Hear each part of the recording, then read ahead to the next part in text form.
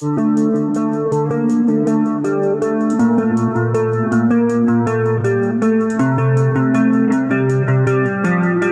satu tempat tinggal milik Presiden kedua Republik Indonesia, Soeharto di Solo, Jawa Tengah, dikenal sangat angker oleh sejumlah orang.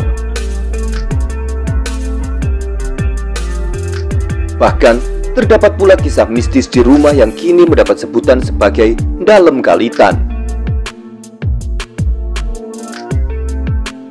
Hal itu dikisahkan langsung oleh seorang petugas yang ditugaskan untuk merawat sekaligus menjaga rumah milik mantan orang nomor 1 Republik Indonesia tersebut. Usut punya usut, ternyata nama Dalem Kalitan diambil dari nama jalan yang terdapat persis di depan rumah itu, yakni Jalan Kalitan. Terkait hal mistis yang kerap terjadi, konon katanya bangunan berarsitektur khas rumah joglo ini ternyata dahulunya merupakan milik salah satu keluarga waris dari Mangkunegaran.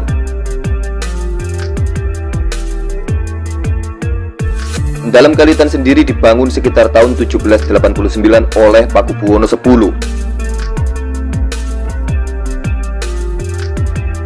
Lalu, Pakubuwono X memberikan rumah tersebut kepada anaknya, yakni Ratu Alit. Bahkan, di dalam rumah tersebut masih terawat dengan rapi tempat tidur milik Ratu Alit. Adapun Ratu Alit merupakan ibu dari Kanjeng Gusti Pangeran Adipati Arya Mangkunegara II atau biasa disebut Mangkunegara II. Namun, pada tahun 1966, rumah tersebut berhasil dibeli dan dimiliki oleh keluarga Kanjeng Pangeran Sumoharyomo, ayah dari Ibu Tien Soeharto.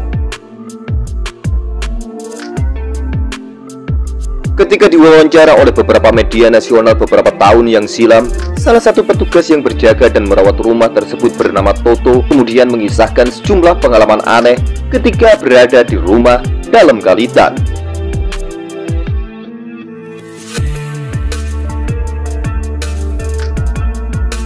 Berikut ini deretan cerita kisah mistis di rumah Soeharto.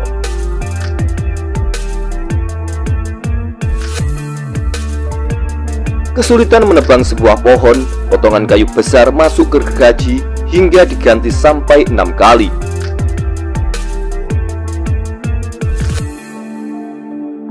Kala itu Toto berniat memanggil jasa tukang tebang pohon lantaran batang-batang patah pohon di situ yang sudah terlihat tua dan sangat berisiko ambruk.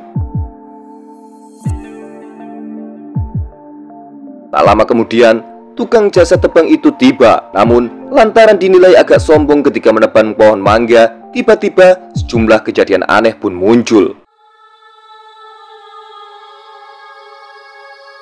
Karena dia melakukannya dengan sombong, tiba-tiba mesinnya mati, tidak bisa dipakai. Setelah dibongkar, ternyata di dalam mesin terdapat potongan kayu yang cukup besar.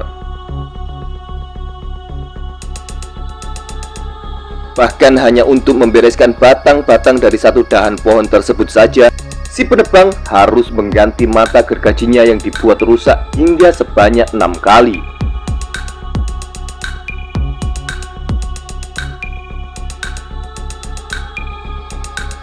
Pada dini hari, gamelan berbunyi sendiri.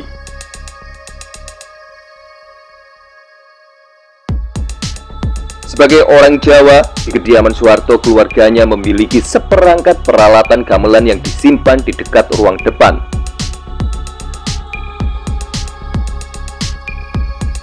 Meski alat musik tradisional itu jarang dimainkan kecuali di waktu acara-acara tertentu, Toto menjelaskan bahwa ketika memasuki dini hari, tepatnya pukul 2 waktu Indonesia Barat, gamelan tersebut sering berbunyi tanpa ada yang memainkannya.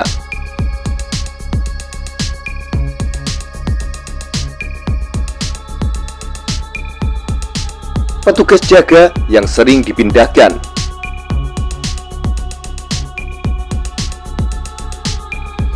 Terdapat larangan khusus untuk para pegawai jaga yang bekerja di dalam kalitan, yakni jangan sampai tertidur saat sedang bekerja di dalam tersebut. Pernah suatu hari, petugas jaga tidak sengaja tertidur.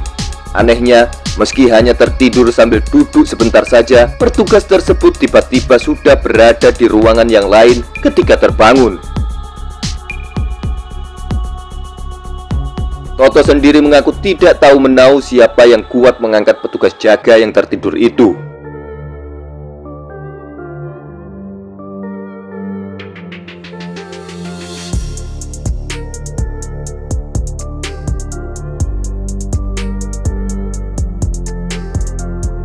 Ada kisah burung yang tak sengaja tertembak, listrik dalam kalitan langsung padam seharian penuh.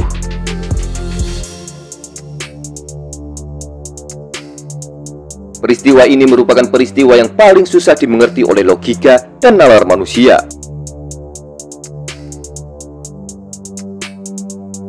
Kala itu tepatnya pada sore hari, seorang petugas datang ke rumah Soeharto untuk memperbaiki sejumlah senjata yang ia miliki.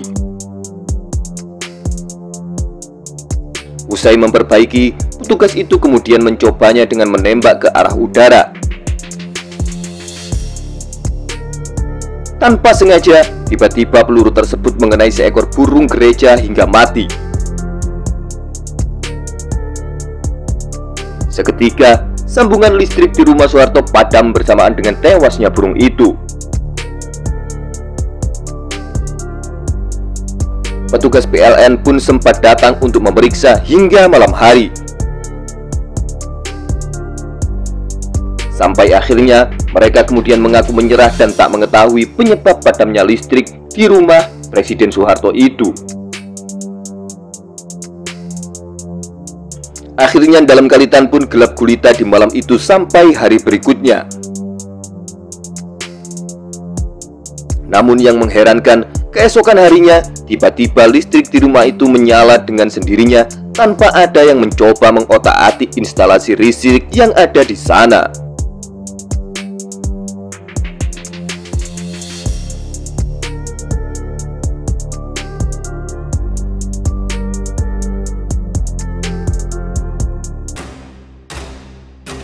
Ditunggu sosok ular hitam yang mengelilingi rumah ketika malam hari.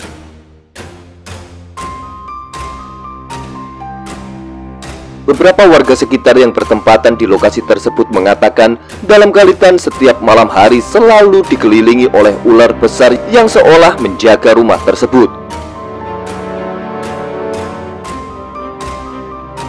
Sosok ular hitam tersebut seringkali terlihat oleh warga hilir mudik dan mondar-mandir di pintu gerbang dalam kalitan, di sisi utara, sisi selatan, sisi barat, bahkan terkadang di wuwung pendopo dalam kalitan.